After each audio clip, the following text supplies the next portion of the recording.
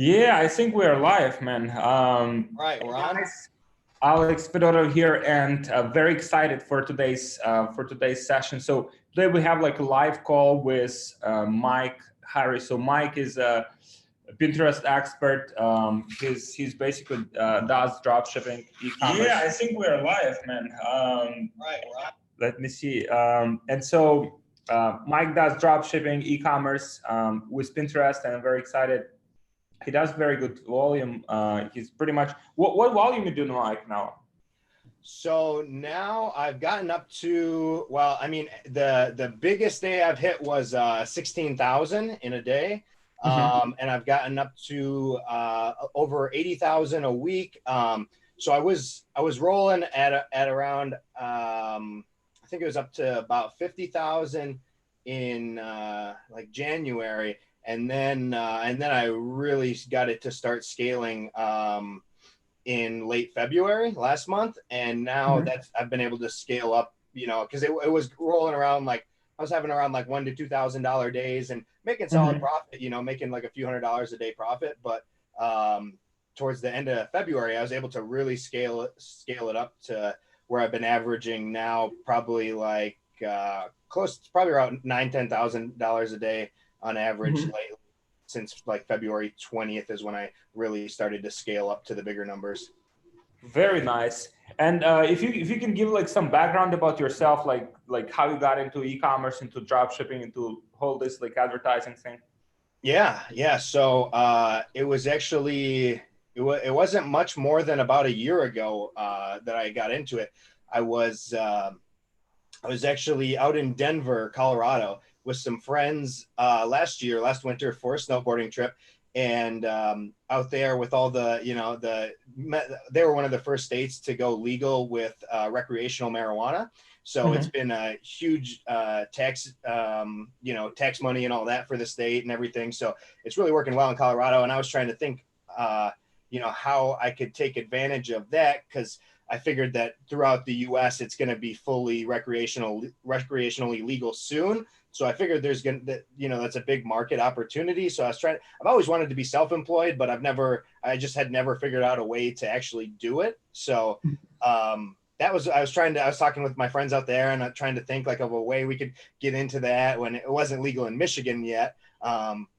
So I was trying to think, I was like, well, maybe we could sell like growing supplies, just like the supplies for growing, thinking that might be a way to do it. And I was like, well, and at the time I knew that there was a way to sell products without actually having to buy a bunch of inventory. I didn't know it was called drop shipping. I didn't know a thing about it other than I knew it was possible, because I had actually looked into doing some search engine optimization, SEO stuff with a friend of mine a couple years back. Like we never made it very far into it, but just from kind of opening my eyes into the world of SEO, I just had gotten just a brief introduction of that there was the possibility of, like, I had heard of Shopify, and I knew there were people that were selling things without having to buy a bunch of inventory first.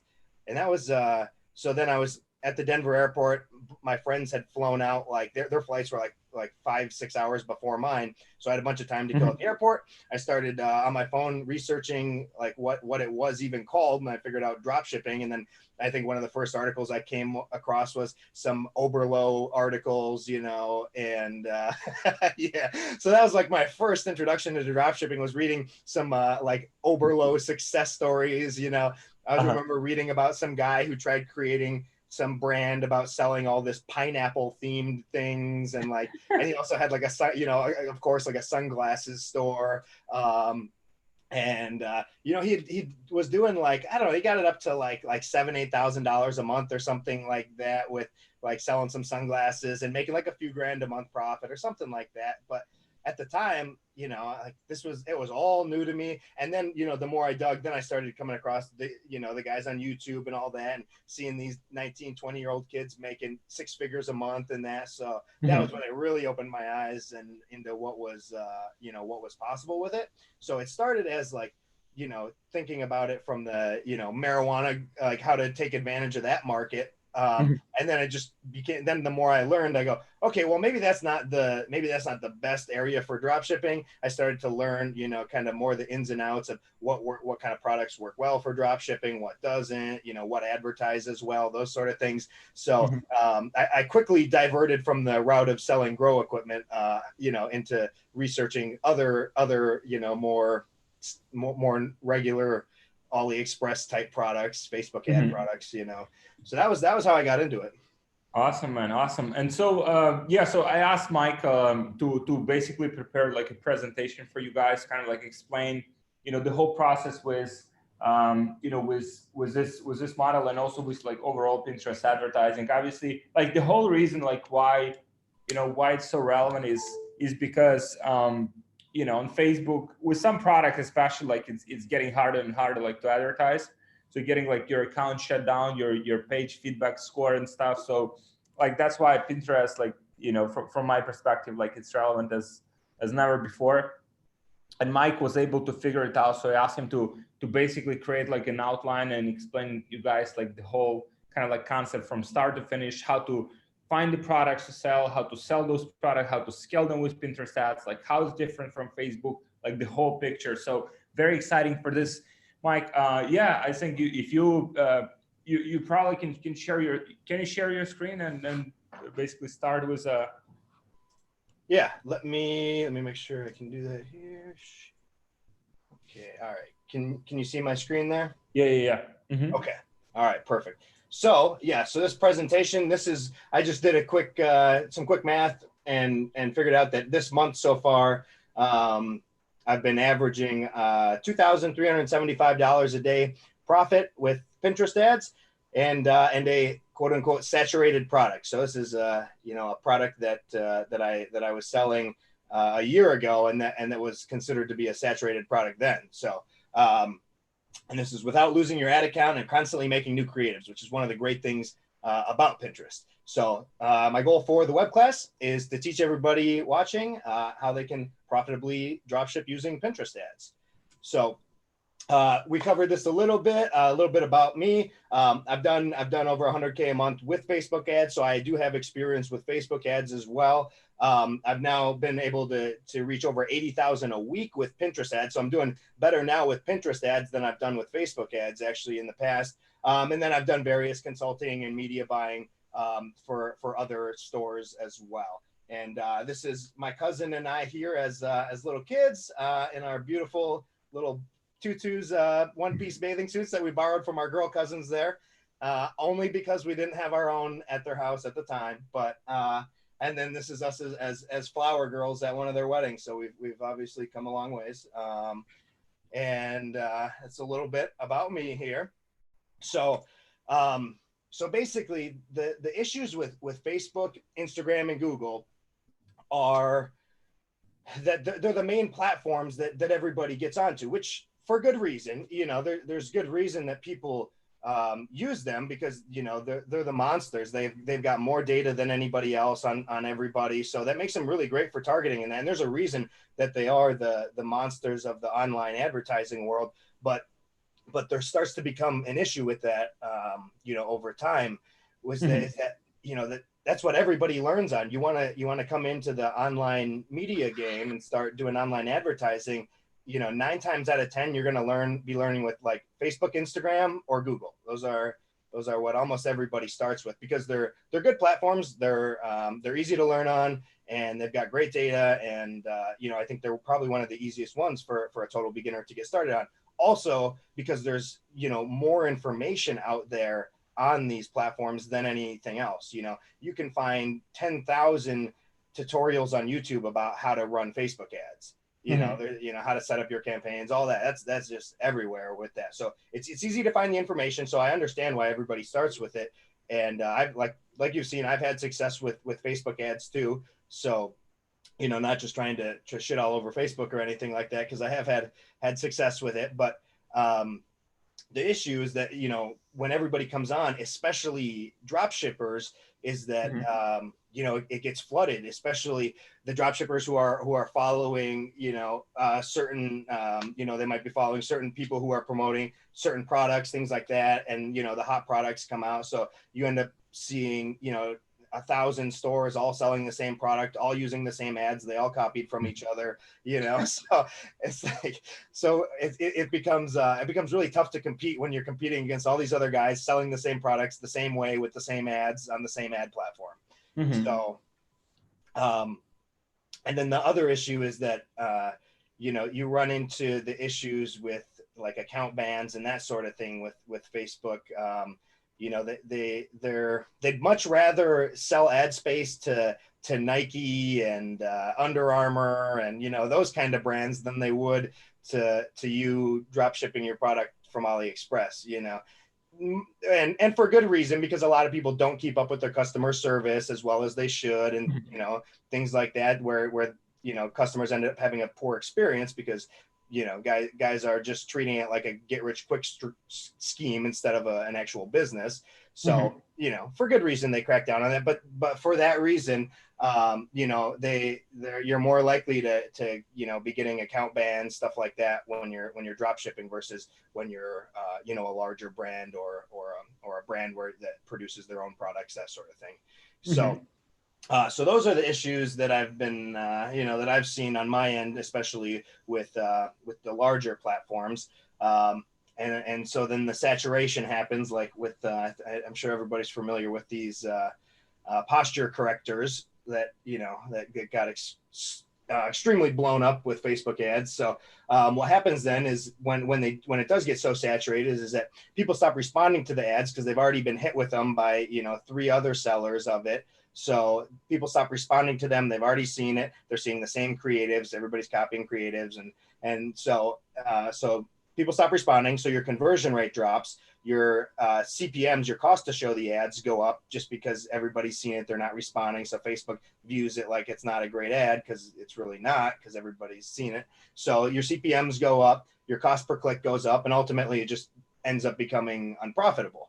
So so with that, what you kind of get left with are, a couple options when you're doing drop shipping with Facebook or Instagram or Google, when you're competing like that. So you can try to, jump on board with, with a product that's hot, and, you try to catch it before too many other drop shippers get to it. And, you try to catch it on its way up, and then you could try to get a little piece of that pie of those sales before it gets too saturated and becomes unprofitable. And that was kind of what happened with me with Facebook ads at first. I took a product that was already saturated, but I was able to create some differentiation with ads and websites and angles and stuff like that, do it in a little bit of a fresh way. And I was able to get some success with that, as you saw. But then, but things came crashing down. Things became unprofitable after a while because of that.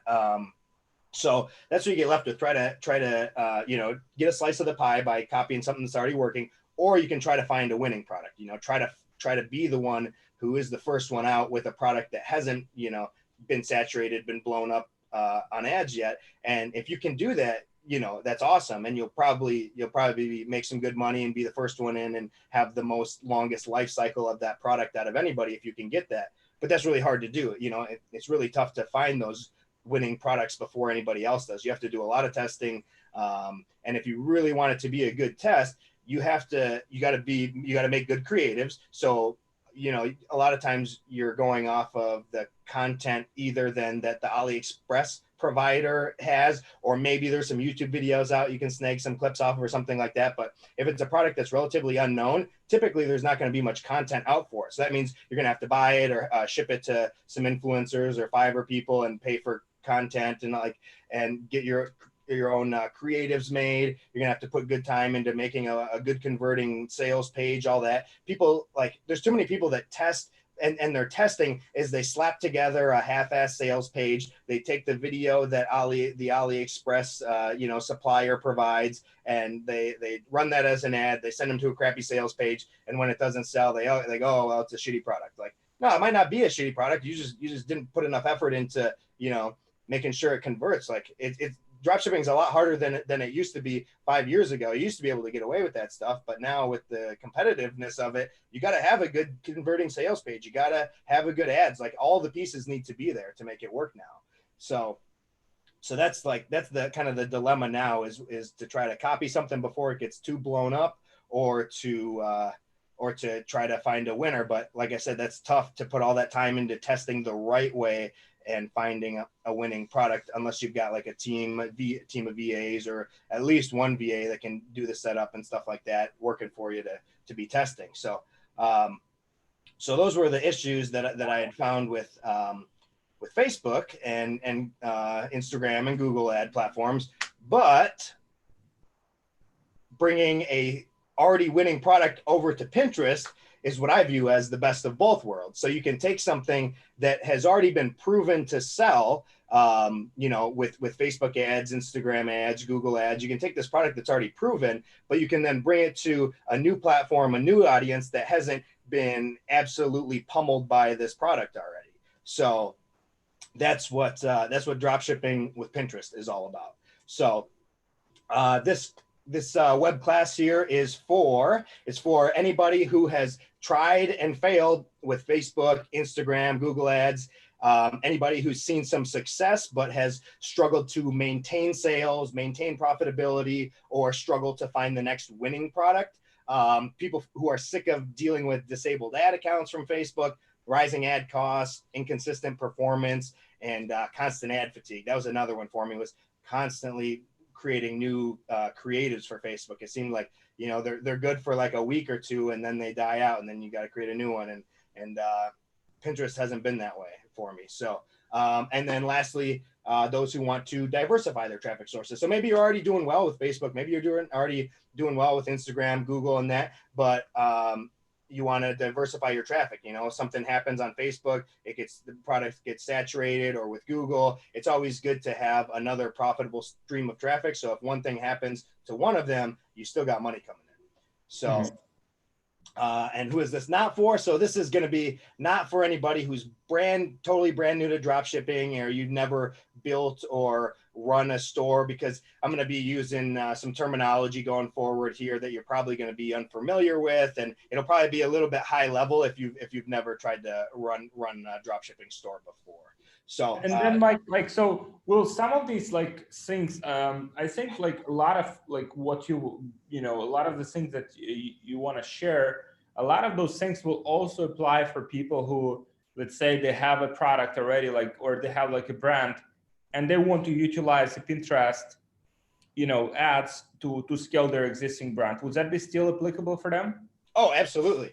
Yeah, absolutely. So Pinterest, if you've already got ads running, or maybe you don't even, have ads running, but you've got, say, an in-person store or something like that, you sell in person, anything like that. Pinterest is, absolutely viable if you've already running. And like I said, like, especially if you've already got ads running, diversifying your traffic sources is a really, you realize how important it is when you've got one source of income and it dies. That's when you realize how important it is to have multiple streams of income coming in from multiple sources. Because definitely, I'm sure you've experienced how quickly income can dry up from one stream, like immediately. Definitely. Whether it's a disabled ad account, product saturation, whatever, like it can happen almost overnight, where you've got great money coming in and then it just stops. So yeah, great question. If you've already got things up and running, great way to diversify as well. So we kind of dove into this in a little bit in the beginning about how I got into everything. So I used to work for Quicken Loans, selling mortgages over the phone. I did that for almost 4 years. Then I got fired there. We changed I got into a new leadership position. Him and I kind of butted heads a little bit. He didn't care for me. He didn't care for my work ethic, which probably, in all honesty, wasn't that great there, just because I was after about 4 years of selling loans, I was fed up with it, honestly. So I was like, I'm sick of this shit. Like I was honestly pretty half-assed. He probably should have fired me. But anyways, after that, I ended up going on to do subprime auto loans. So the places with the big signs out front that say, "We finance anybody," like that was the place I worked for, the place that would do your financing through. So you'd come through us if you didn't have any other options to get a loan. And it was, most of them were done at 22.99% interest. So outrageous interest, but it's for people who like can't get financing anywhere. It's either like you pay that or you don't have a car to get to work. So unfortunately, it preys upon the people who are already in a bad situation. And so I just didn't care for the job, and not even just because of that, just because the job itself was just repetitive and boring and monotonous. And like, I just needed more of a challenge than that. So that was actually, I was working there when I took that trip into Denver, started to discover drop shipping. And I hated my job so much that I went so hard into drop shipping. I figured it out pretty fast, actually. I just like dove in, learned everything I needed to learn, followed step by step, and just did everything I needed to do to make it work, because I hated that job. So as soon as things started taking off with drop shipping, I was out of that job so fast. So that is kind of how I got into everything first. So this was the first launch of my first store while I was still working at that job. I launched it, near the end of February here, started driving some traffic, first 800 visitors, didn't get a single sale. So it was kind of going in, figuring out what I'm doing wrong, where I can make changes, watching videos, learning, because this was, first time I had ever built an online store, run any traffic. Like, this was the very start for me, was right here. And then the next month, March 1st, that was when I got my very first sale in that store. So that was like my first ever online sale.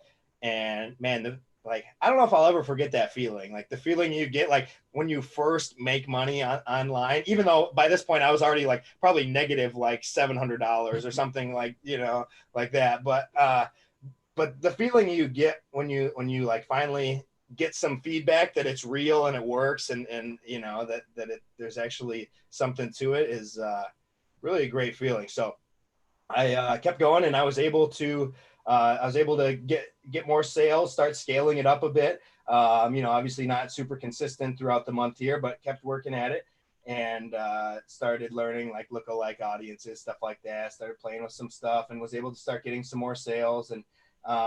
And then towards the end of the month is when it really started to scale up. And the last day of March is when I hit my first $1,000 day, which is, like a big milestone for anybody getting into e-commerce. So, super excited to hit my first $1,000 day. And at this point, I was actually like really profitable. It was like, I think I was around like 40-50% profits here with this. So I was like, made like $500. Like, that was more than I made in a day at work by a long shot, So that was when I started to look at it like, okay, like maybe I can quit my job from this. And then I started getting pretty serious about like really wanting to quit my job, because I hated it so much, and making money on the internet is so much better. And so then I started to scale up. This was the first week into April, and I was able to actually scale like really rapidly with Facebook ads here. And April 4th, right here, was the day I quit my job. Because by this point I'm up to almost $6,000 a day. I think by this point my profits were sitting around like 30% or so. So I'm pulling in like at this point close to like a couple grand a day in profit, like way more than I had ever made in a day at work. So at this point I was like, all right, I'm out of this job. Like, see you guys. I'll be on the beach somewhere, like thinking that this shit will just run forever, like, all right, I got it set. I figured out this internet business, this e-commerce thing. See you guys on the flip side, So I was out of there, quit the job. Things were going all right, scaling up, thinking everything's going to be amazing. And then it all came back down. So right here during this decline here, things started losing profitability. My ad sets started spending more and making less, and I started having to cut out my unprofitable ad sets. And so I scaled it back down to here, and through this lower section here, through the end of April, or mid-April to mid-May, I was testing a bunch of new creatives, trying a bunch of new lookalike audiences, trying new cold audiences, different cold audience interest testing, all sorts of stuff through here, just trying to get it scaled back up again. And I wasn't able to, and right here I wasn't making much profit either. A lot of this was getting close to break even days. Some days I would lose money. So this was kind of like a oh shit, like trying to figure this out. Luckily I had made some good profit during the peak time, so I was all right as far as money went, because I had already quit my job. But but through here I wasn't really making much. And then this last day here where it really drops off, that was when Facebook banned my ad account. And I had been stupidly running everything off of my personal account instead of making a business manager and an ad account, all that. So I was running it all through my personal one. And so when you get that blocked, when you get that account banned, there, as far as I know, there's no saving the pixel data. There's no getting your pixel data back. So I lost, like a ton of pixel data at this point. So I was kind of screwed on that. Also, I got, got that account banned. So that was really the low for me after everything had been going so great, was, just getting completely shut down by Facebook after all this. And so what happened then, they banned my personal account. Then I learned, okay, well, create a business manager, create ad accounts, all that. So I did do that. But then I was being penalized as an advertiser. So just, anything I would try to run would end up getting super high CPM. So normally I'd be sitting around maybe $10 to $20 CPM, something like that. And then all of a sudden, anything I would do was 50, 60, 80. So these were my highest ones, but most of my CPMs were sitting around $50, $60 CPMs, which it is so hard to do anything profitably when you're paying that high of CPMs.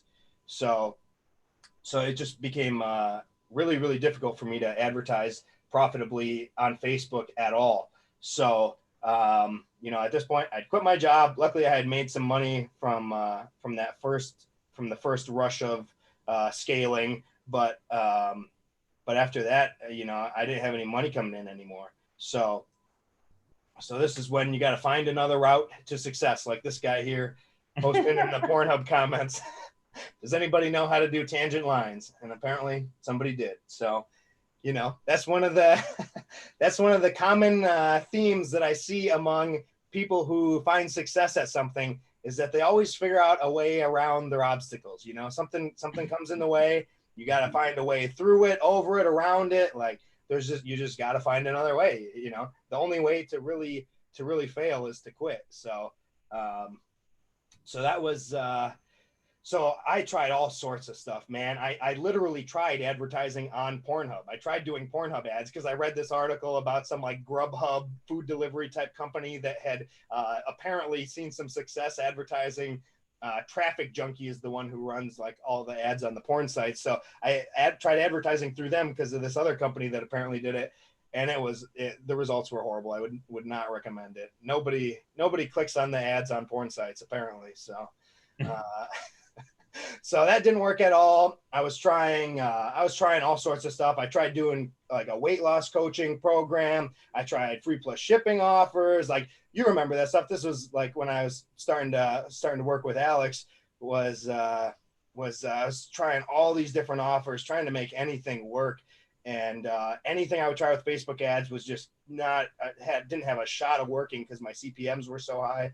So then that was when I started looking into trying to find maybe some other route. Tried Pornhub ads, that didn't work. Tried all these different things. Eventually I tried Pinterest. So, and the reason that I tried Pinterest was mainly because of this guy here, Ezra Firestone, which I know Alex, and anybody who's been in e-commerce for any significant period of time probably knows who he is. He's his big skincare brand is called Boom by Cindy Joseph, and it's done I think $80 million in 3 years or something like that. So he really knows e-commerce well. And I was reading this article by him, and in this article he was going over the kind of 4 advertising pillars that he has. And, of course, Instagram, Facebook, Google, but then Pinterest as well. So, if somebody like Ezra considered this one of his cornerstones, I figured that's probably at least better than Pornhub to try to run ads on, so at least it's got some kind of experience and clout behind it. So that was when I decided to try getting into Pinterest ads. So a little bit about Pinterest for everybody. They've got over 320 million active users on the platform. Pinterest it's like search and browse. So one of the big things with Pinterest as compared to like Facebook or Instagram, is that people use it for searching a lot. So people go on there, especially when they're having like large life events, buying a house, having a kid, things like that. They'll go on, they buy a house, they'll go on looking for decoration ideas, you know, looking for different furniture to buy, wall decor, you know, lamps, fixtures, all that kind of stuff. Or if they're having a baby, they go on, look for baby clothing, all sorts of, you know, I don't have a baby, so I don't know what you guys buy for babies, but you know, like people go on whenever they're having large life events, and they use it as a search function to get ideas for things to buy, basically. So people, that's one of the great things about Pinterest, is people literally use it to search products that they want to find to buy. So right now on there, it's a 70-30 mix, female to male. So it is majority female. But on the new signups, the new signups are 60-40 female to male. So it's the new signups are getting much more in favor of male, but still dominated by female. But with so many users on the platform, even if you have a product to sell that say is like a men only product, there's still plenty of men on the platform to be able to sell to. So, you know, don't think that if you've got something that, you know, isn't a female product, that it can't be sold on Pinterest, because what I sell is basically, it's not really gender dependent by any means. And I get a pretty even mix of male and female buyers. So there are plenty of male buyers on Pinterest.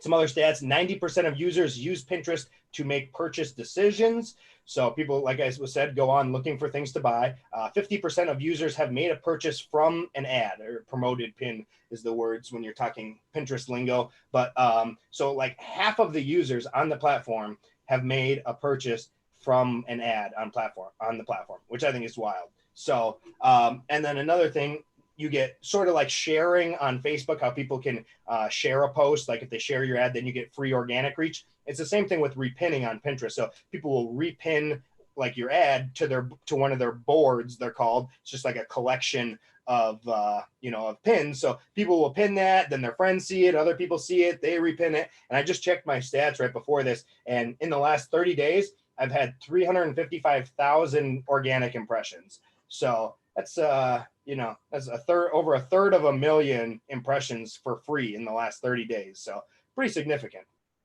So so here's what has happened now with that store since it came crashing down back in 2019.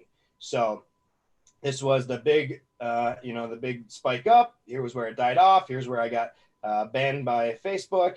And then really I was doing nothing with the store all this up till here, because it would still catch a few sales here and there. Like the month after it got banned, maybe a couple thousand, and it kind of kept slowly declining. And by October, it did like $300 in sales for the month of October. So I basically just left it running because it would make me a little bit of money even without running ads to it, just because I had driven so much traffic early on. It was getting some residual, like Google search results, things like that, people coming back, buying a couple things. So it was still getting a little bit, but all the way by November, it was down to, like it got like, I don't know, 5 sales for the month or something like that. Not very much at all. So that was when I started diving into the Pinterest ads. And this was the first blip of my sales from Pinterest, and then starting to scale it up more. And then you can see now this is where we're at currently, which has, obviously done much more than I was even able to do with this store with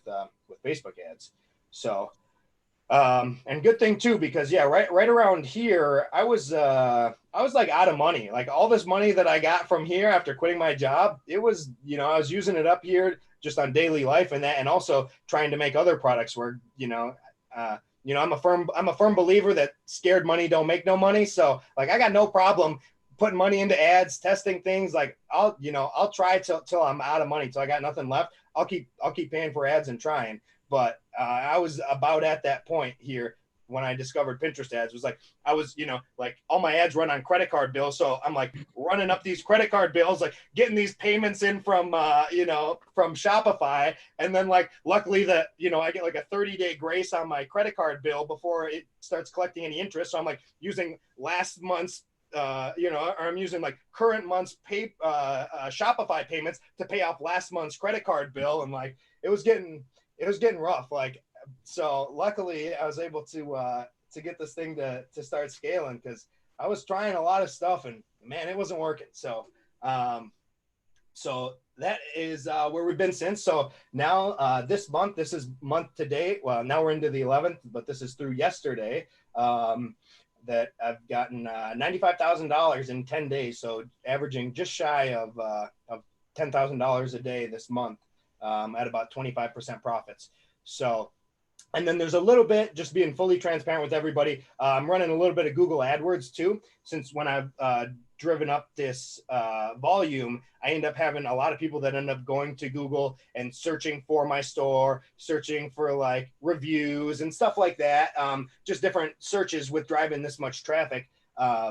One of the things with Pinterest is the traffic's really cheap. It doesn't convert as well as Facebook does, but it's very, very cheap. So it makes up for the difference. So you end up driving huge amounts of traffic. So even the people that don't buy, a lot of them, you know, they end up going to Google or whatever, and they go, oh, let me check this thing out a little more. And they search for you. So what I started doing then was running a search campaign on Google AdWords to just target the people who were searching for my store name and that. So I pick up, and those get great returns. So if you're already running a store that gets traffic, take a look in Google AdWords and see if people are, you know, if your search store name is a search term coming up and getting any traffic, because those get like, I mean, those are getting like 5x return on ad spend, those Google ads. So those really crush it, just because people have such a buying intent already when they're searching up your store, you know. So but yeah, so this has basically been Pinterest, and then picking up a little bit from Google, and then just the direct people who, you know, it shows as direct traffic when somebody might come and then come back to your store directly to purchase or whatever. But yeah, I'm not running any other social media advertising other than Pinterest. So so now basically, if you've struggled with any of these issues like I have, ad accounts being disabled, high CPCs, high cost per click, high CPMs, the delivery, expensive delivery, low buying intent, which is, you know, can be a struggle with Facebook too, because you're doing interruption marketing. You know, you're trying to interrupt this person who's happily scrolling through their friends' pictures through their news feed and trying to, you know, get them to catch their attention and then check out your ad, click your ad, go to your site, go to your order page, check out, you know. So it's like you're trying to interrupt what they're doing, where the nice thing with Pinterest is that it has that search feature as well. So you can catch people just like Google who already have that intent. And then inconsistent performance, I dealt with that majorly with Facebook. Ad fatigue, same thing. And penalties from low feedback scores. That was one that on my early days I got hit with too with Facebook. And I know that since Facebook's been doing those page feedback scores, that a lot of drop shippers have been hit with that. So so this is the hard way. This is the way that I went at first, trying to fight through all of these issues. These are all screenshots I pulled out of my Facebook account. All these banned ads and $27 cost per clicks and you know, all that fun stuff. So so that was the hard way that I went through, and maybe some of you guys are as well. Or there's the easy way that I found out. So driving Pinterest traffic. So I've been able to get like 9-cent clicks. This is on $17,000 of ad spend. So it's not just 9 cents over, you know, like a few clicks. Like this is driving lots of traffic. So, and I've had cheaper than that even. I've had times where I was at 2, 3, 4 cents a click with some volume. Typically, after you drive more and more volume, once you get the ads been seen a bit, typically they start to rise a bit. But obviously, this is like, you know, I don't know anybody getting those kind of numbers off of any other ad platforms, especially with tier 1 traffic. So, I mean, you can see here that the vast majority of the traffic is coming from the United States, which is where most Pinterest users are. You got like pretty much every country to choose from in Pinterest, but it's the majority of the users are in the US. So I still do hit, you know, like other tier 1 countries, Canada, Australia, UK, all that. So I do still target those, but it's vast majority US traffic.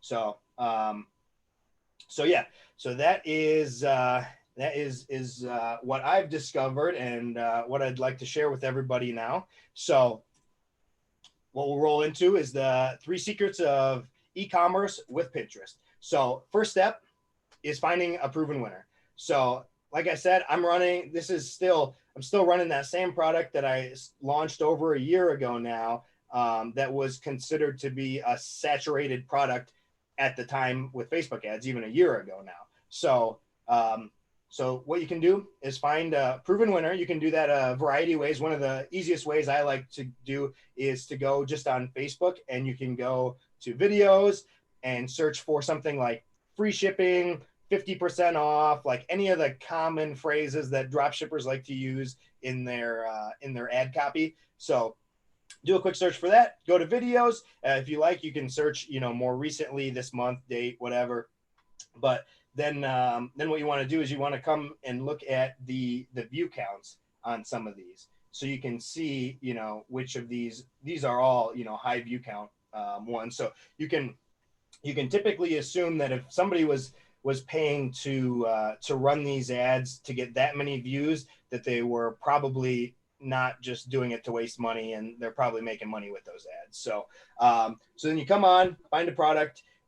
This is one way to do it. There are other ways as well, but this is one way to find it. And then, so the first one, that came across here was this massage gun. I know you're familiar with that, Alex. They're all over. I actually I picked one up off Aliexpress just for myself, actually, just because I wanted one. But it's a piece of junk. Is that any good? Is it any good? No, I picked like the cheapest one on Aliexpress. It was like $30. People sell these for like $150 on on their dropshipping stores. It kind of sucks. Like if you push it hard enough into yourself, it'll just stop. Like the motor's not strong enough. Okay. Yeah, that's the main issue, is that the motor is just not strong enough. I think there should be like some stronger variations, like those that can literally bust your back. Yeah, it's probably just because I bought the $30 one, Yeah. But I wanted to give it a shot, and I wasn't about to buy it from somebody's dropshipping store. So,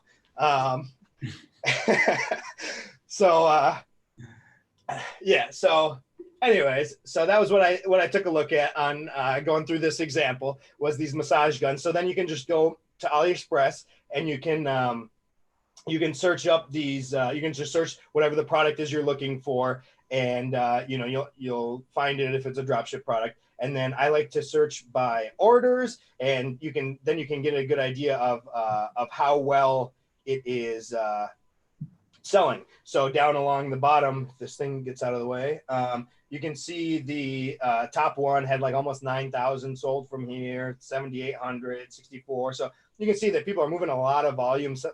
These are being sold a lot. And then, typically once somebody starts selling a lot, they'll move away from AliExpress to a private supply or something like that. So these numbers are typically a lot lower than the volume that's actually, than is actually being sold with these. But it's a good idea just to make sure to verify that the products are actually selling well. And then a good way to find a successful Shopify store that's already running these is just to search the product name and then go plus Shopify in Google. And you'll get a list of Google search results that are like all these different Shopify stores that also, are running, have massage gun in the text, whatever. So go through, and then you'll be able to find a ton of drop shipping stores. And that's where you can start to get an idea of how other dropshippers are displaying it, selling it, what kind of images and GIFs and everything else they're using, what kind of price points they're selling it at. That's a good thing to do, is check a few stores, see what kind of price points people are selling it at, and just to study your competition to get a good idea of what everybody else is doing.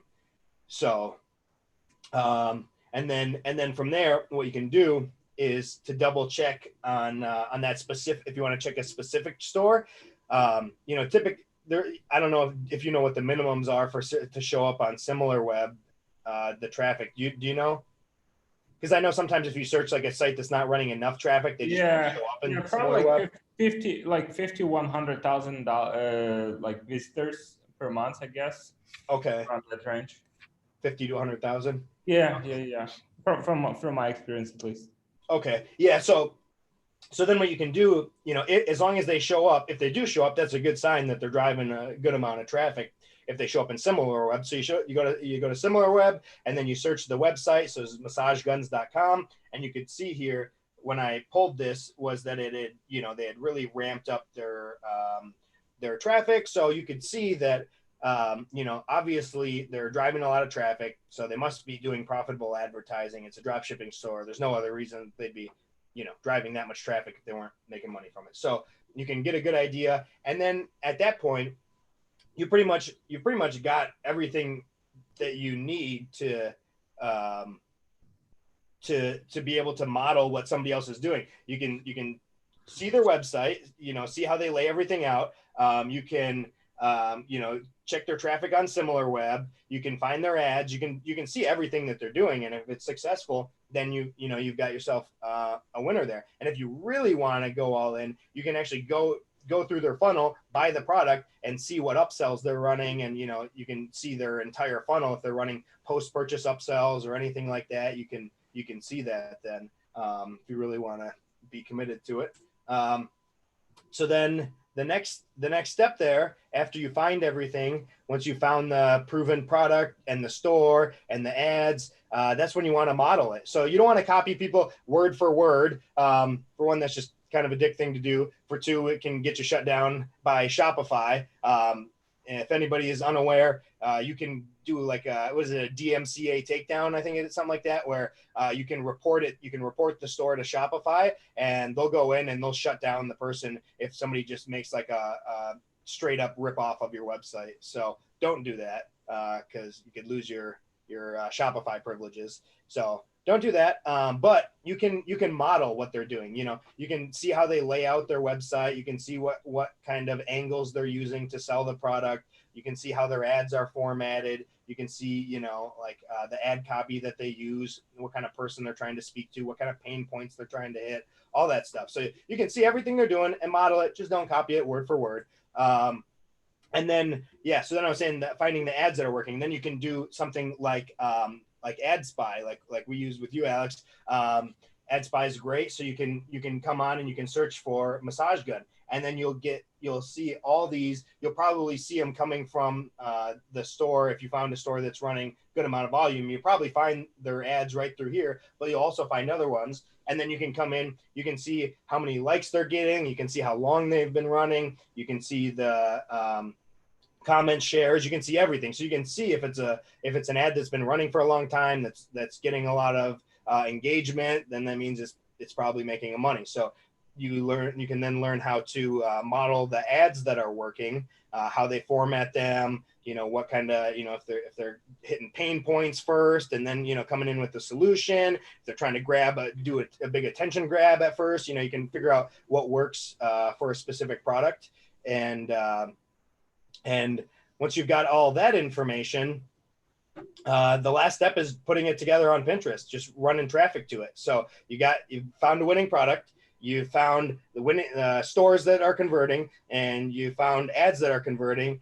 Then you take it over to the Pinterest platform. So Pinterest is a smart ad platform. I know that some people here probably have some familiarity with Pinterest, but I know a lot of people don't. Have never messed with it at all, or know very little about it, which was the case for me when I first started.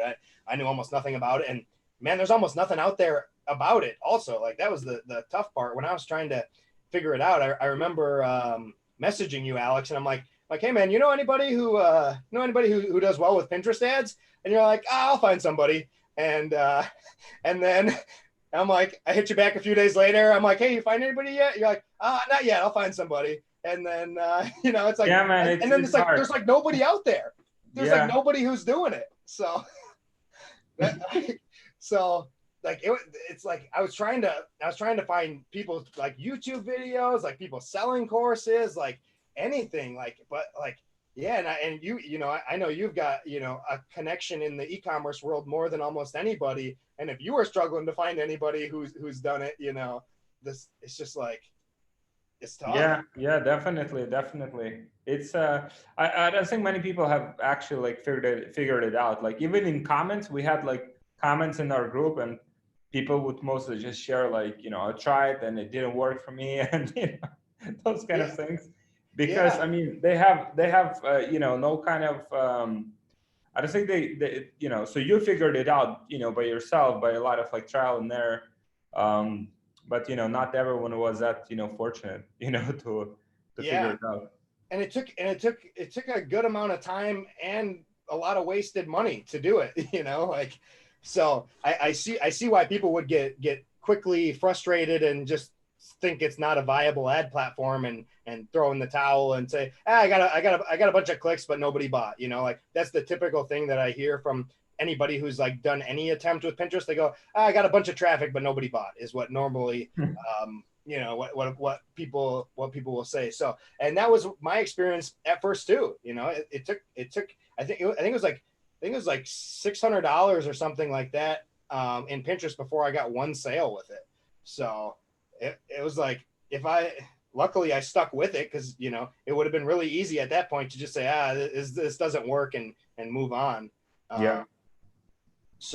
But yeah, so I mean, but Pinterest is a smart ad platform. It does have a pixel. They call it a tag, but it's basically a pixel like Pinterest, or I mean, sorry, like Facebook. And it learns, and so it's an algorithm. It's AI. It learns. It's machine learning and all that. So so what you really want to do, one of the big lessons I learned with Pinterest ads is to use conversion campaigns. You got to have your tag in Pinterest set up, that pixel. You got to have that all installed to run those. Because otherwise it'll just let you run traffic. And that's what a lot of people will do by default. That's one of the big mistakes people make is, and for a long time, Pinterest, you used to have 50 conversion events before you could run a conversion campaign. So you used to have to basically get a bunch of data, purchase data or add to cart data, before you were even allowed to run a conversion campaign. Now that's changed. Now there's no minimum. You just have to have the tags set up and installed properly, and you can run them. But a lot of people don't even get to that point. They'll just try running a traffic campaign first, because that's what it allows you to do. And the traffic campaigns they're garbage. Like they're straight up garbage. So unless you're retargeting, that's the only time I would recommend a traffic campaign is for retargeting. But other than that, they're garbage. So that was one of the big wasted money lessons that I learned, that I can save everybody here from wasting their money on. Don't run traffic campaigns.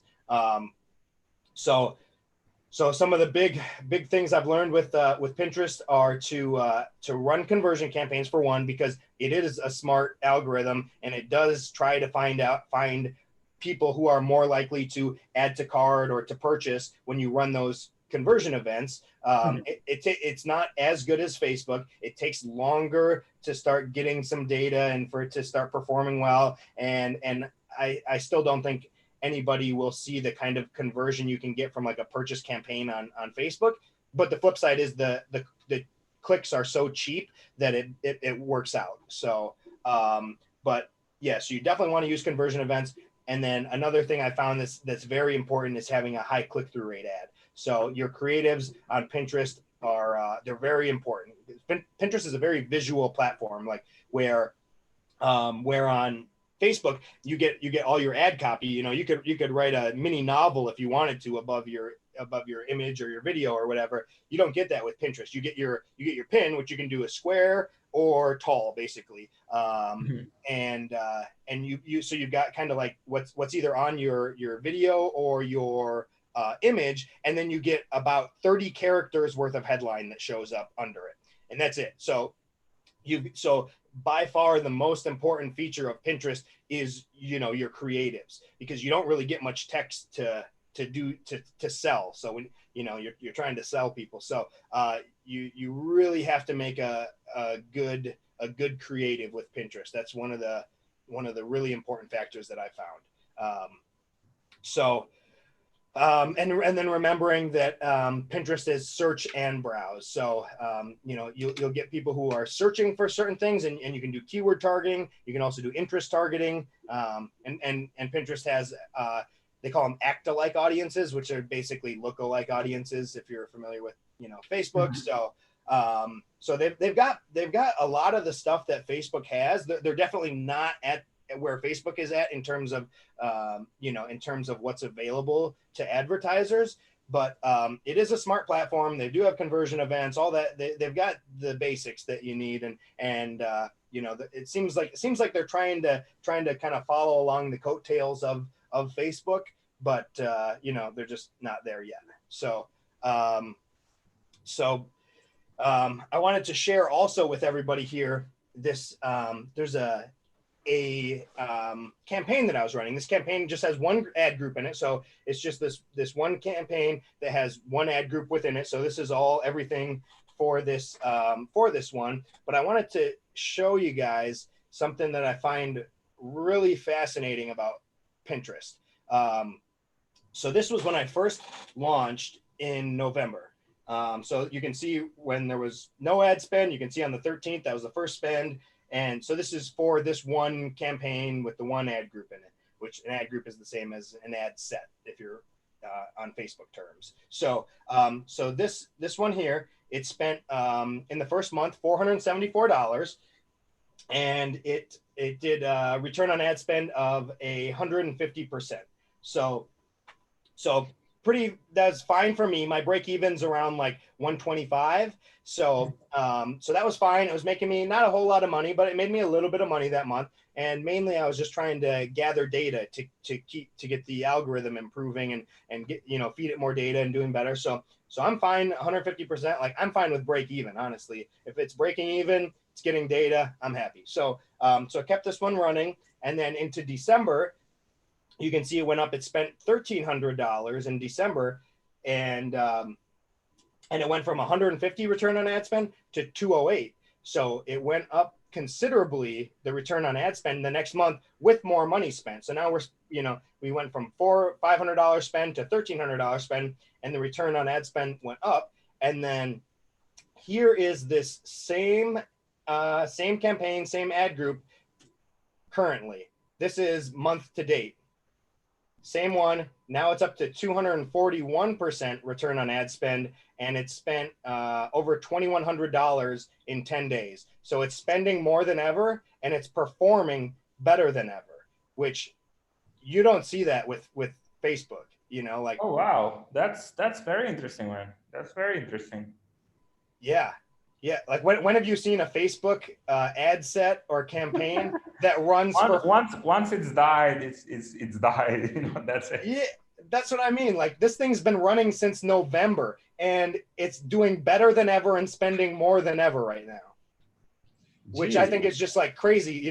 Coming from Facebook ads, like this is insane to me. This is amazing. Like it means I don't have to be constantly recreating new campaigns, new ad groups. Like once something starts working, like you might, I've done like over this time, I've done maybe like 2 or 3 creative refreshes, like bring in a new creative. I've done that like 2 or 3 times throughout this time, but that's it. Like, and that's like for how much, like in volume, like 200,000, like $300,000, like this is just the one campaign.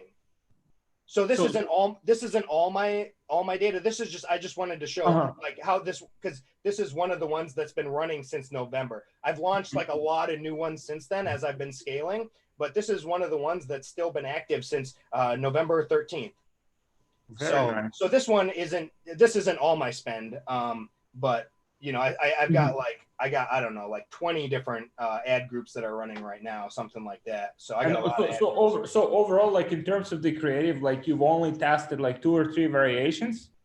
I have done now. No, I start just as of like a couple weeks ago. I started testing more. I started doing more testing because I found out how important that was.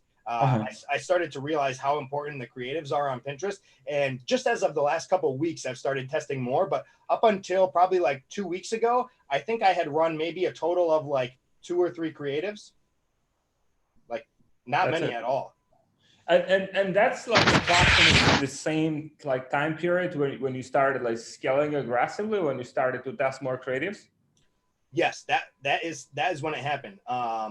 There was one creative I made that just it knocked it out of the park. So it got really great click-through rates, really low cost per clicks. And that is what allowed me to the rapid scale. So I got this creative that was like performing really well. So then what I did is I went and I launched a bunch of new ad groups targeting like all these different interests. I just started doing a bunch of new cold interest targeting because I knew I had this creative that was killing it. So I did that, and then I let those run for like a week, and then I then I cut the ones that weren't performing and scaled up the ones that were performing.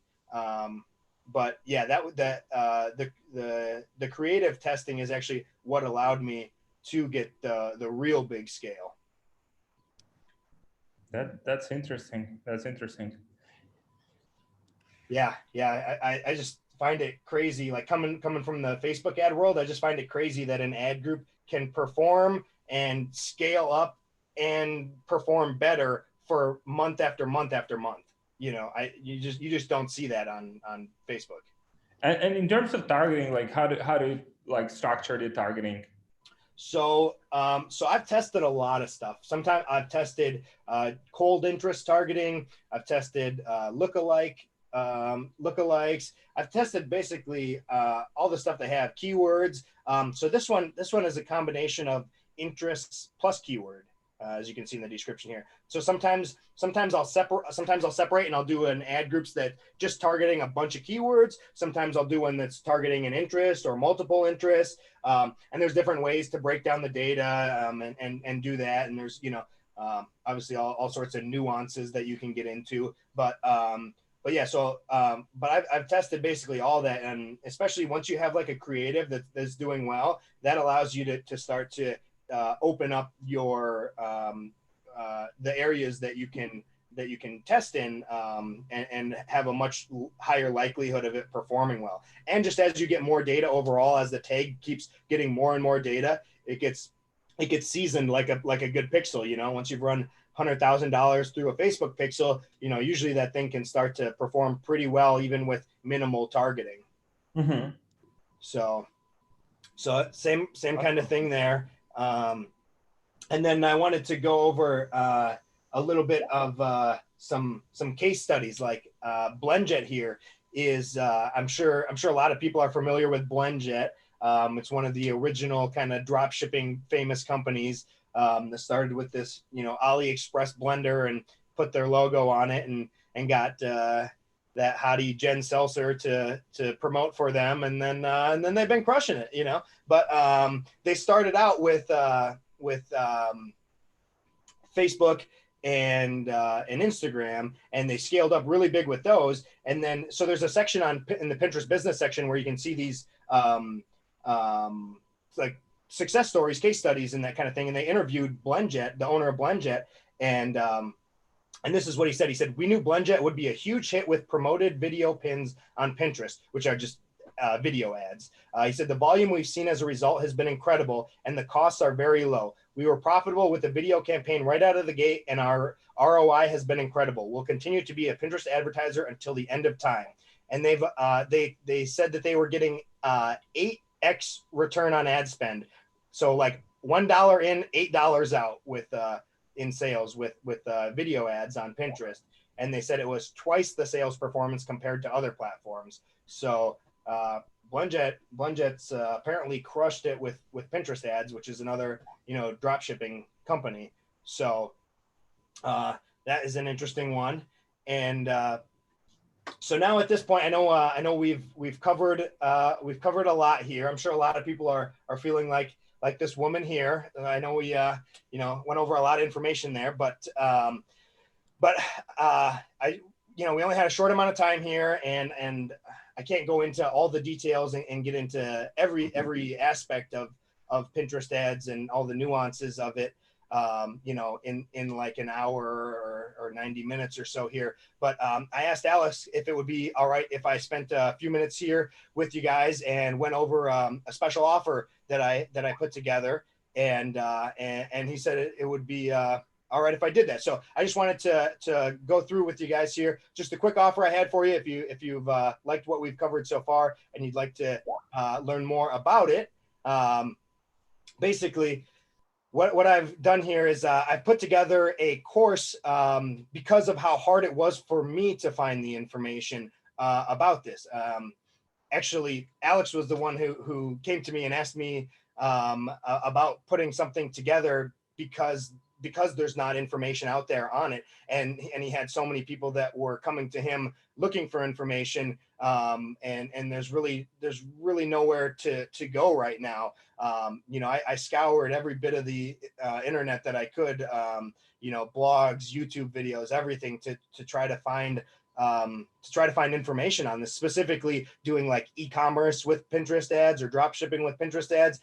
And there is like nobody who's going in showing ad accounts. I know there are people that are doing it because my account rep has told me that there are other people doing it, but there is nobody out there that's sharing it. So that's why I put together this, because I've been able to have success with it. It took a lot of trial and error and learning for me to do that, but through that I've been able to find success with it. So I wanted to be able to share that with everybody so they can learn without wasting thousands of dollars on ads, unprofitably trying to figure it out on their own.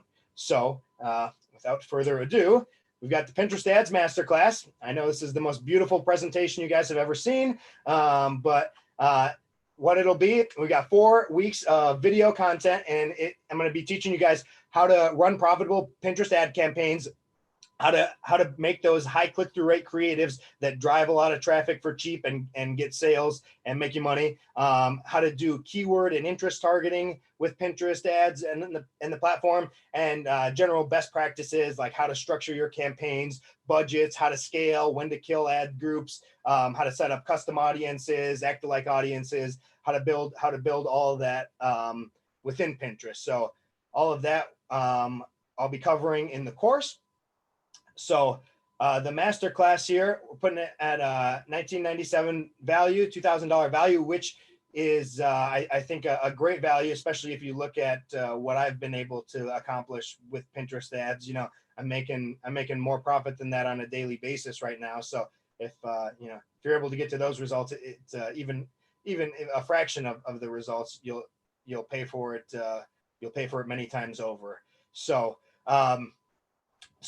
also what I'm going to show you guys is cloning proven winners. I'm going to show you step-by-step how to go in, find the products and stores and ads that are already proven to convert, and I'm going to teach you how to find products that are specifically tailored to do well with Pinterest, because Pinterest is a little bit different as far as the platform, why people are on there, what they're looking for, and those sort of things. So there are certain areas of product, niches of product that are going to do better than others. So I'm going to teach you guys how to find products that are well suited for Pinterest, and how to go in, how to clone other successful dropshippers who are already doing it, and how to cash out on current hot trends as well. The trending things on Pinterest. So that's another $1,000 value there.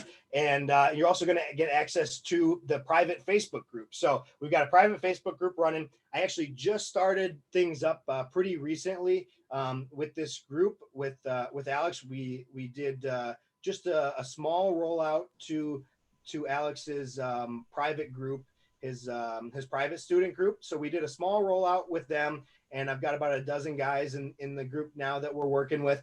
And so things are still small, which is great for anybody who's looking at joining, because that means that everything is still very, very tight, and you get very close access to me. The guys in there they're IMing me daily. We do weekly live Q&As, so they got very close access to me. So, it's like you have an issue. That's one of the things that I know is a struggle for a lot of people when they run into an issue, and it's like, okay, like you don't have anybody to turn to. You have to either try to go scour through YouTube videos or whatever. But these guys can just shoot me a DM real quick and say, hey Mike, can you look at this? Hey, can you check out the sales page? Like, hey, can you check out this ad? And I'm totally willing and happy to do that, because I want everybody in the group to succeed.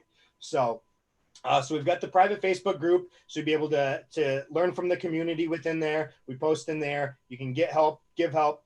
You get to stay up to date with any changes to Pinterest platform and algorithm that are happening. You learn from the success of others. Like I said, we've got the weekly group calls and monthly giveaway for a 30-minute one-on-one coaching call. So we got the private Facebook group, which I will be charging for in the future at $47 a month. So you'll be able to get lifetime access to that group for free by joining now. And so the reasons basically to join now are the private Facebook group. That, like I said, that's right now it's the smallest it's ever going to be. It's only going to grow from here. So you're getting in on basically the ground floor here of Pinterest ads. There's like I said, there's almost nobody doing e-commerce drop shipping with Pinterest ads. So the time to get into it is now before it turns into the Facebook ad scene of drop shipping. Like get in while the clicks are cheap, while CPMs are cheap, before it gets flooded with other drop shippers. So you're getting close access to myself, the group. You're getting into Pinterest before it gets flooded with other drop shippers, and also I need case studies. Like I said, the group is still very, very new and small, and my goal with this group and with this course is to grow it. So just being completely honest with you guys, my goal is to grow this group, to grow this course, and to get as many people successful as I can with Pinterest ads. And what that means is that I need case studies. I need testimonials. So I need to get you guys in here, coach you up, teach you how to do it, and get you guys success and get you guys making a bunch of money, so that then I can ask you to shoot me a quick little video and say, hey, Mike showed me how to do Pinterest ads and now I'm killing it. And then that makes more people join, So basically I need people to do well. So I'm going to be working closely with everybody in the group so that I can make sure that everybody in there is doing well, getting the attention they need so that they can succeed. So, and right now, because of that, because it's still early on and because everything's brand new, because I don't have a bunch of testimonials built up yet, I'm giving it at a huge discount for what it's going to be in the future. So you're getting in on the ground floor and you're getting a huge discount by doing it, because, just being completely honest, because I don't have a huge cloud of testimonials or anything yet. Once I get that built up, then the price is going to go up dramatically. So, like I said, the drop shippers are coming. So this is the search term for Pinterest ads. So you can see it's about at its peak now lately with looking to shoot up again. So there's a lot of people that are out there looking for Pinterest ads. This was actually, for anybody watching, this is actually the link that Alex showed me. And he said, man, he's like, you need to get out there and teach people how to do this because people are looking for the information. And you sent me this link and I looked at it and I go, oh man, I didn't realize it was like that many people were trying to get into this. So like Pinterest is more popular than ever now, with people trying to learn it and figure it out. So it's only a matter of time before either, more courses start coming out, more people start teaching it, or more people just start figuring it out on their own. It's only a matter of time before that happens. So it's still luckily in its infancy right now. So right now, what I'm going to do also is for the first 10 signups who come on here, I'm going to give a free 30-minute one-on-one coaching call for the first 10 signups. So $250 value there. So total value over $3,300 with everything here. You're getting the Pinterest ads masterclass, cloning proven winners. I'm going to teach you how to make high click through and high converting creatives as well. You're going to get the free Facebook group free for life. And if you're one of the first 10 who signs up, you're going to get a 30-minute one-on-one coaching call with me to be used whenever you need some help, whenever you want it. You'll have 30 minutes with me to dive into whatever you need. If you want me to do a deep dive on your ads, on your website, help you to get a higher converting site, better converting ads, whatever you need help with, we'll have one-on-one time for 30 minutes where I'll dive into your business and have an impact on it for you. So with that, you're going to get everything here for $497 today. If you sign up now, $497. Like I said, first 10 signups are going to get a 30-minute one-on-one call with me for free, just for the first 10. I don't have unlimited amounts of time. So first 10 get free 30-minute one-on-one call. You're getting everything for $497. And you can go to mikeharri.com/Pinterest-signup for that. And I'll drop it. I'll drop it as well in the comments. So yeah, it's difficult to type. Perfect. Yeah. So basically, at this point, for anybody watching, there's a couple ways you can go here, and you got the easy way on the left or the hard way on the right. And the hard way was the way that I went. That was the way that I had to go to figure out how to make money with Pinterest ads. It was, scouring the information, scraping like little bits of information from here, from there, and combining that with all the information I've learned with running Facebook ads, just everything that my knowledge of digital marketing, advertising, drop shipping, e-commerce, taking all that, putting that all together, trying to funnel it onto the Pinterest platform, and also trying to learn, any bits of information as I could. So that was the route I went, and luckily I was able to make it out the other side successful with these ads, but it was not easy to get there. Or you can if you don't want to go the route I did, which I wouldn't recommend it, especially for the price that we've got the course at right now.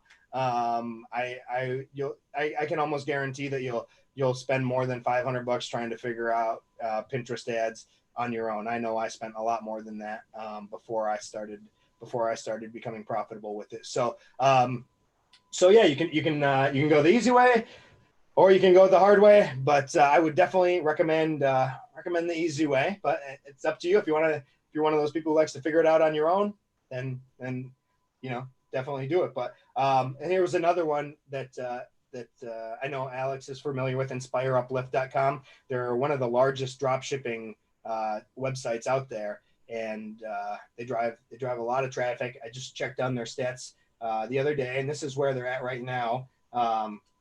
They're doing over 2 million visits a month right now to their store. So they're driving large traffic. You can see that most of it's coming from the United States, and you can see here then that they are getting most of their traffic from social by a long shot. It's almost 70% of their traffic, is coming from social. So most of their traffic's coming from social, which not surprising from a dropshipping store. But here is what is surprising, is that their largest ad revenue is now YouTube, and their second largest is Pinterest. They were for a long time huge on Facebook. They're running massive Facebook traffic for a long time, but they're doing more traffic with Pinterest now than they're doing with Facebook. So one of the largest drop shipping stores out there has obviously started to figure out Pinterest ads too. So I know I'm not the only one out here doing this. I know there's other large drop shippers now that are doing this, but nobody's teaching it yet. So at this point, basically what you gotta do is you gotta get good at what every entrepreneur has to become good at doing, which is pulling your wallet out of your pocket, pulling out your credit card, and buying the product. Like I did it. I've done it for countless products that I've bought. Like, I've gone through my competitors' funnels and bought their products just so I can see every single page that's in their funnel. I've paid thousands of dollars to be in various coaching programs. Like the reason that I've gotten the success that I've had is not solely because of going the hard way. Like I showed you on the other slide, like with Pinterest ads, I definitely was the hard way figuring out Pinterest ads, but there's a lot of things that I've done the easy way by getting coaching, by getting a mentor, just in e-commerce in general, that has allowed me to, I doubt I would have been able to figure out those Pinterest ads on my own had I not had the other coaching, just from general Facebook ads, e-commerce, like all the other coaching and stuff that I've paid for, because I value shortcutting my success, basically. If somebody's willing to, if somebody's already been there and done that, like, and they're willing to teach it to you, even for a little money, like that can save you so much time and money of your own by just getting somebody who's already been there and done that. Like I know you do that. How much you spend on masterminds, Alex? Oh yeah, man. Yeah, spend like fortune. Like, what you've done in in sales per month, that's approximately the same every year. So yeah, man. Because because it's valuable, because it's worthwhile though, right? Yeah. I mean, I know it's like just one insight, from there, like we'll pay, for everything. So that's how I view everything. It's like one insight, one insight, one connection, one tip. That's it. Like that's all you need. And we have a lot of questions, man. Like because we have we haven't we have a bunch of questions. Okay. All right, I'm gonna put this slide up here. So we've got the link. Here's everything that if you want to sign up, here's everything you're gonna get here for $4.97. And you can go to mikeharri.com/Pinterest-sign up to sign up. And we can start answering some questions. Awesome. So let's see. We have Musty. So is it possible that Facebook doesn't like GIFs on the product page because GIFs automatically start playing like video? Is it possible that Facebook sends lower quality traffic to the product page? I think more like Facebook ads related question, I guess. Okay. We'll just skip to the like Pinterest related question. So, make sure that it's most valuable.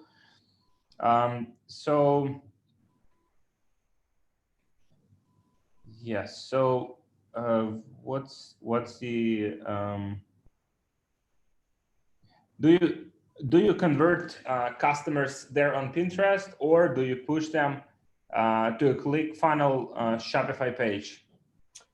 Personally, Shopify. So what happens is, so basically with a normal Pinterest pin, when you click on it or tap on it on your phone, it does what they call a zoom up. So it'll show you more information. It'll show you more text, like the description of the pin and the headline, and if there's a link to go, like an external link, it'll bring up that. That's when it's like an organic pin. But if it's a promoted pin, like an ad that you're running, instead of doing that zoom up when you click on it, it'll take you straight to whatever link that you set up for people to go to when they click on it. So what happens is somebody sees my ad, they tap on it, they don't get a zoom up. It takes them straight to my sales page, and then from my sales page, just like you would do with any other ad platform, takes them to the sales page, and then you sell them on the sales page. And you mentioned, so the like in terms of the like conversion rate, so Pinterest is slightly kind of like lower than Facebook, right? Yeah. So from what I've seen and talking to my account rep and everything, that is the standard. That Pinterest does not convert as well as Facebook. I believe that's just due to their algorithm not being good enough, as like they don't have as much data on people as Facebook or Google, so they're not as good at picking out the people that are likely to buy. Now they still do. It still converts, and you still make money, obviously.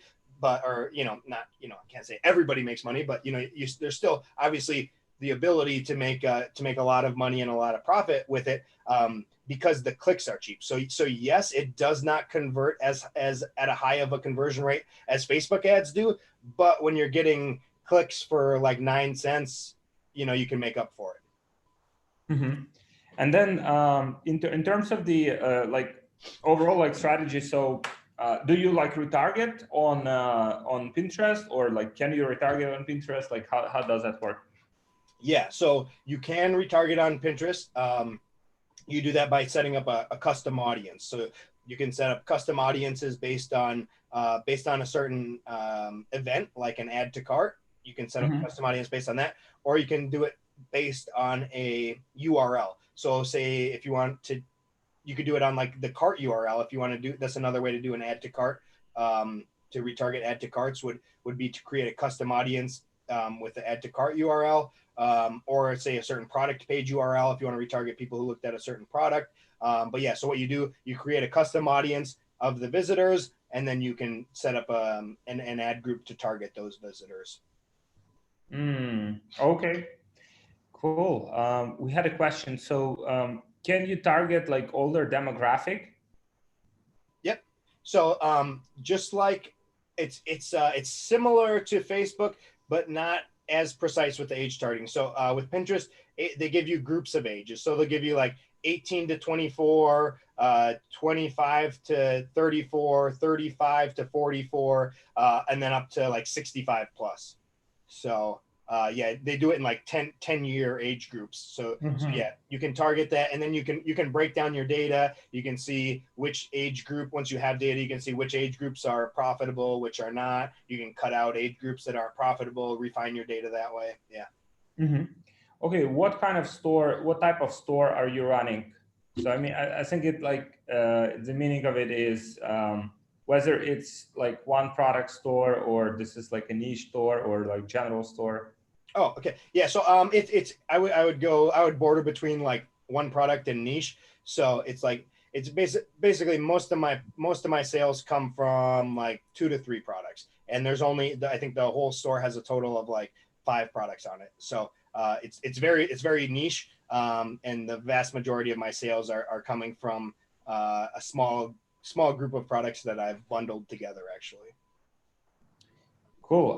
What kind of landers are you driving traffic to? Pre-sale, long-form advertorials, or simple offer pages? How aggressive is your sales copy? Very good question.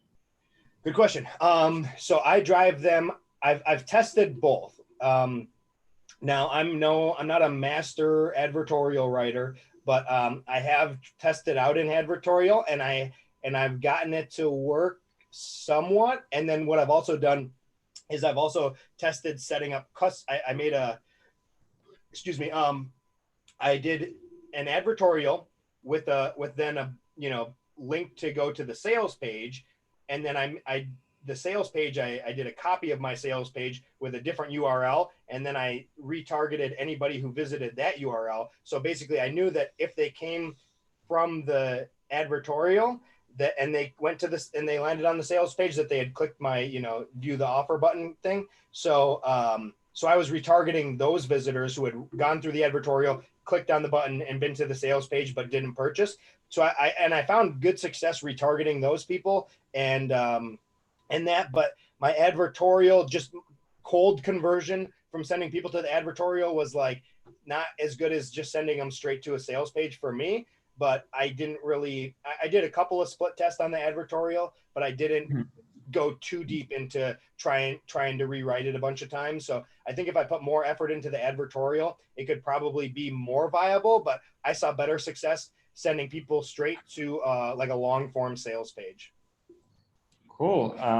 So do they have some examples of like ads, like for Pinterest? Let me see. Like, I mean, Pinterest is. Let me see if I can pull something here. How do you like? Are those like? Do they look like the same as on Facebook? Like pretty much the same, like video and everything is the same, or they look differently? They're so like here. Let me take a quick snip here. So like. So this is like this is what like your feed looks like on a desktop coming through like just scrolling. So and then look at that. There's actually there's a ad right here from ClickFunnels actually. Oh really? Yeah. So this is a ClickFunnels ad that just showed up. So you can see it says promoted by ClickFunnels. That's how you know it's an ad. It'll say promoted by right there. And then this is the little bit of headline copy that you get. And then they're just using an image ad here. So this is, so you can do it like this, or then you can do video ads too. So yeah, so then, but for videos, because everything on Pinterest is typically, just due to the formatting, is typically like the standard is to have it taller than it is wide for like pins, but you can go square and you can even do horizontal, but they don't take as much real estate on the screen, especially on a phone, on a mobile. So if you're gonna do images, I would recommend doing tall. Like you can either go what is it? The standard recommended would be about like 1,500 pixels high and 1,000 pixels wide. So like 2 to 3 ratio, or you can go as much as 2 to 1. So you could go like 2,000 pixels tall, 1,000 wide. So that would get you like the max height, which you're going to take up like a lot of real estate then with somebody scrolling through on their phone. So I would recommend if you're going to do an image like that, I run mostly video ads and I run square videos, mainly because I guess I've never tried to make a tall video, but that might actually do better. So that's actually probably what I should try next is running tall form videos like Instagram story or Snapchat ads, like any of those tall style videos.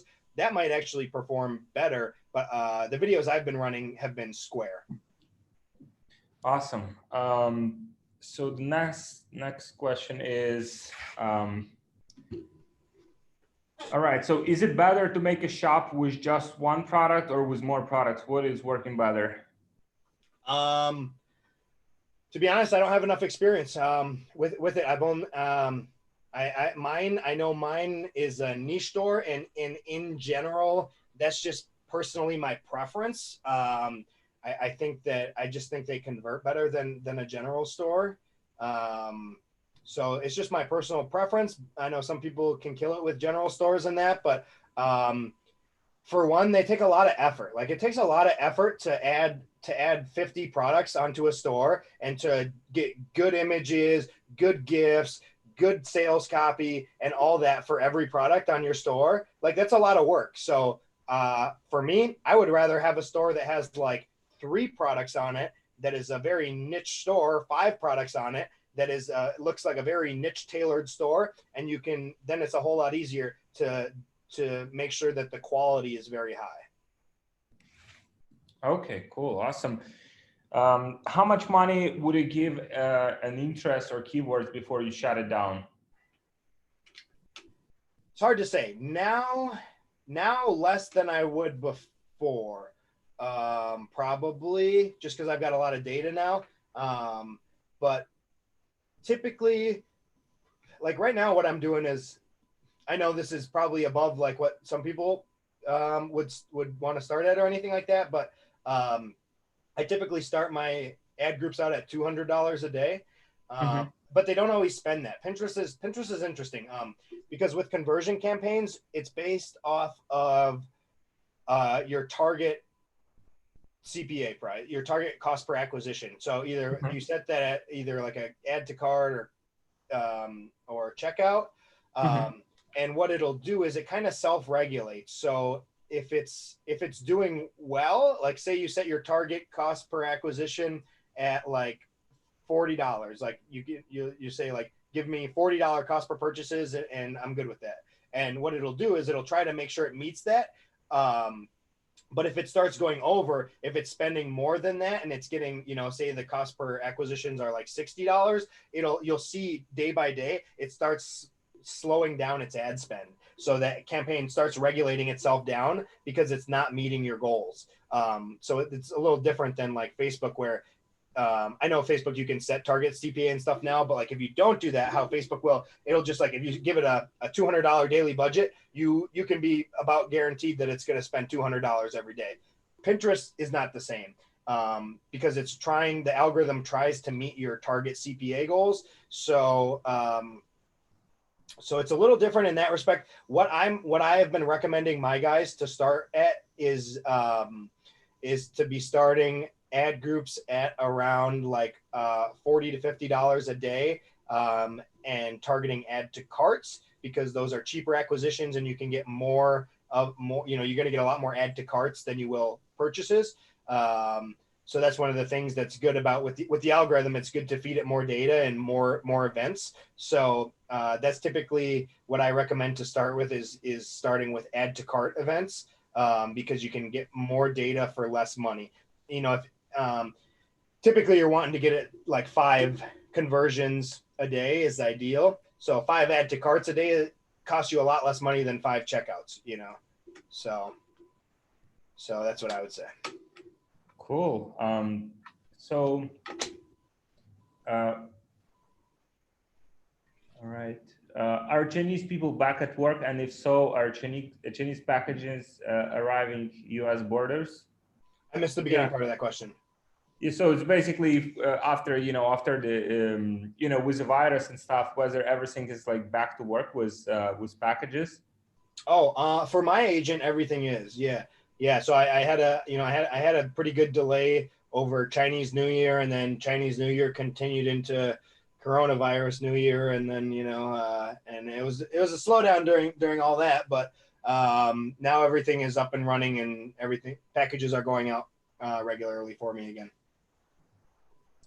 Cool. Awesome. So then the next question is, can you use Zipify with Pinterest ads? Yes, that is what I do right now. I run a Zipify sales page. That is where I run my traffic to. Cool. My product does very well on Facebook, but when I run conversion ads on Pinterest, I got CPC of 1 to 3 cents, but extremely low conversions. What do you advise me to do? So they said it's been converting on Facebook, not Pinterest. They're getting low cost per click, but not. Did they say they're running conversion events? Yeah. So I would test. I would do a few things. As long as they've got a little bit of testing money, I would test add to cart events. I would test conversion events. Typically, I see better results with conversion events than add to cart, but to get the data and to get it rolling in, you need to be spending like more money to get a lot of conversion events. But typically, those perform better for me as far as return on ad spend.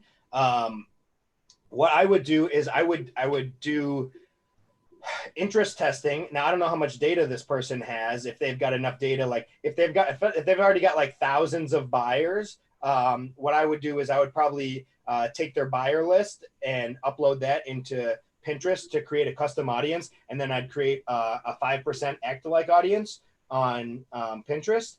And I would try targeting the act-alike audience on Pinterest based off like their current buyer list, if they've got a large current buyer list.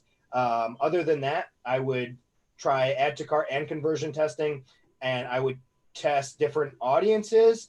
And I would also do keyword testing, try to do relevant keyword testing.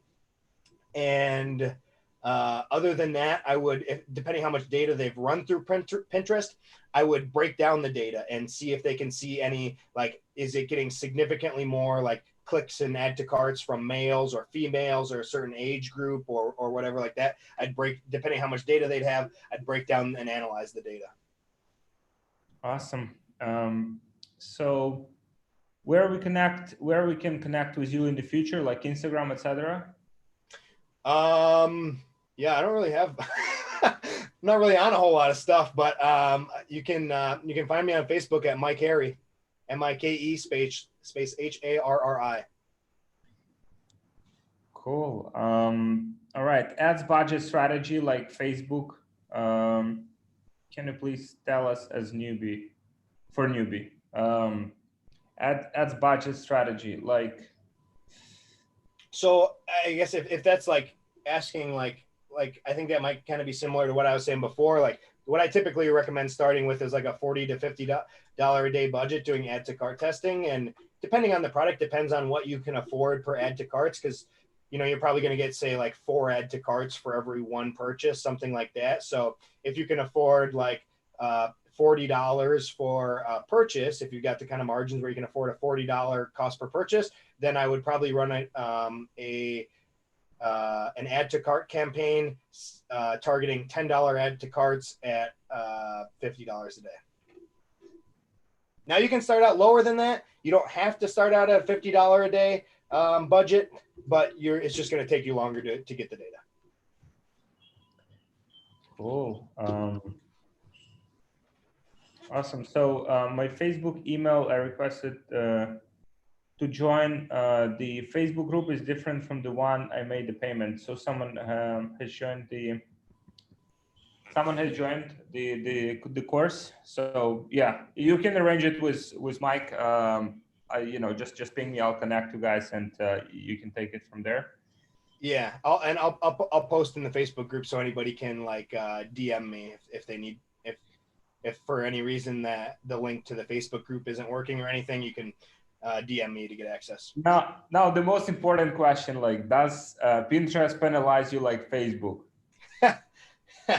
That's man, like we should have started with this question, you know, like. Yeah, I think that's all anybody really wants to know, right? Like, yeah, the feedback score, and then the you know, the ad accounts, like. So the quick answer is no. But so there's no feedback scores, which is good. You know, like I've been hit by the wrath of Facebook feedback scores before. Now that doesn't mean go and be a shitty company and, you know, be bad to your customers, of course, but they do not have feedback scores in place. So there is no feedback mechanism between your customers who buy through Pinterest ads and Pinterest itself. There's no feedback mechanism there, which, you know, saves us as advertisers. Pinterest does still have, of course, guidelines for their ads. You know, there are certain things you are and are not allowed to run that I found to be pretty similar to Facebook. I have pushed boundaries as much as I probably can and gotten away with a lot more on Pinterest than I've gotten away with on Facebook. So I do like to push the boundaries because I think a lot of times it can convert better when when you're pushing on those boundaries. So I have definitely pushed boundaries more than I've been able to on Facebook with Pinterest ads. And no banned accounts, nothing like that.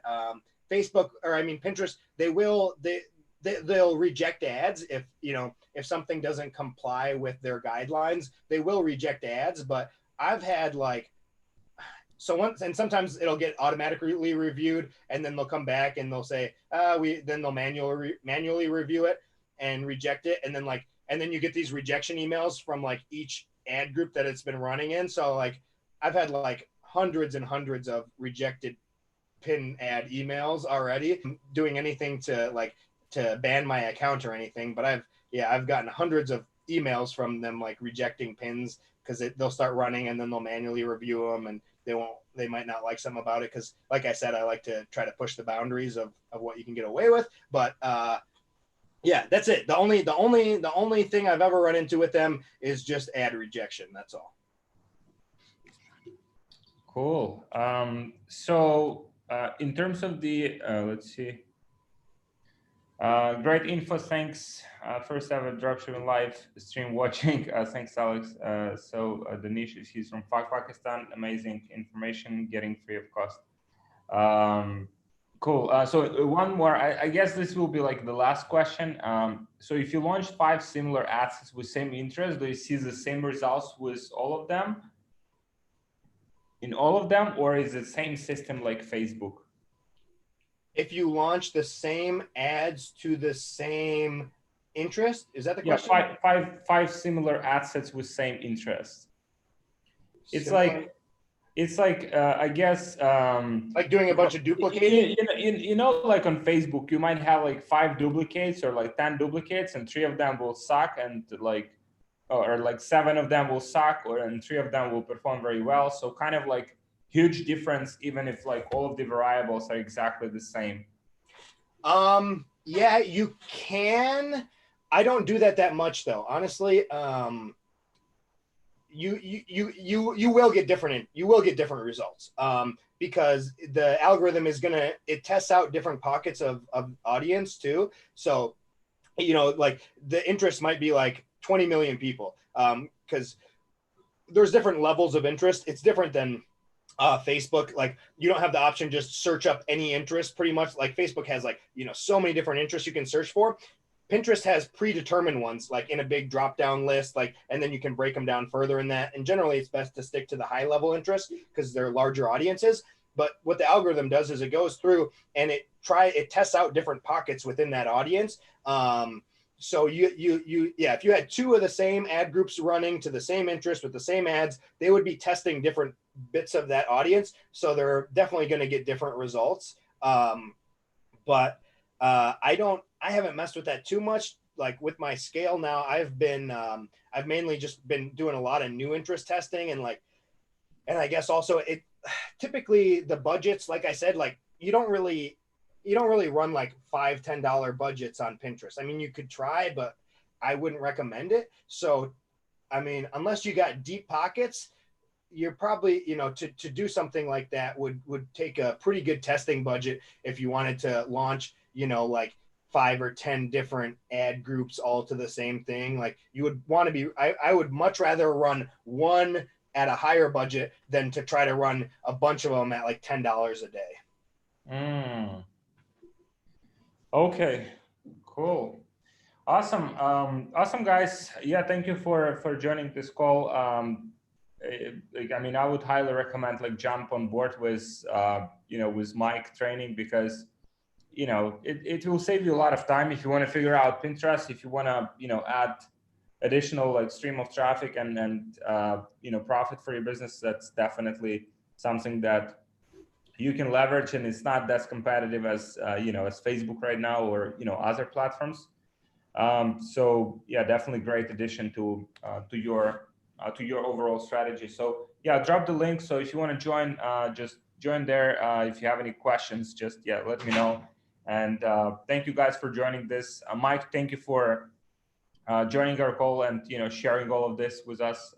So I've learned personally a lot. So yeah, looking forward to seeing where you take this forward, to what volume you can scale in Pinterest. Yeah, I'm really looking forward to it. I'm looking forward to helping a bunch of guys be able to be successful with it as well. Yeah, awesome. Thank you guys for joining. Thank you for watching. Thank you for listening, for asking questions. Join Mike's training, because it's just shortcut that you can get figure out many things without making mistakes. And you're not going to see this price again. Yeah, that's for sure. That's for sure. Cool. Awesome. Yeah. Thank you, Mike. Thank you, guys. Thanks, Alex. Yeah. Bye.